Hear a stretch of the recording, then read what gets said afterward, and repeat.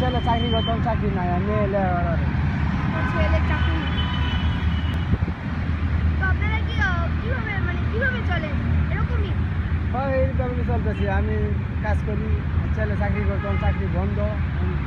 মাইয়া লেখাপড়া করে, আর মায়ের বাচ্চার মা বাসার কাজ করে একটা। তো আপনাদের তো আমরা মানে জাগ্রত ব্যবসায়ী জনতা এই কমিটি থেকে এসেছি। আমরা তাদের থেকে কোনো আপনাদেরকে হেল্প করার জন্য কোনো চেষ্টা করতেছি, কোনো উপায় বের করার চেষ্টা করছি। আচ্ছা, তো আপনাদের সাথে যদি কোনো মানে কখনো যদি দেখা হয় তাহলে অবশ্যই আপনাদের সাথে দেখা হেল্প করার চেষ্টা করবো। আর আপনি এখানে এখানে আসছেন কেন এখন? এখানে কাজ করতেছি, কোথায়? এই যে এটির ভিতরে। এটার ভিতরে কাজ করেন।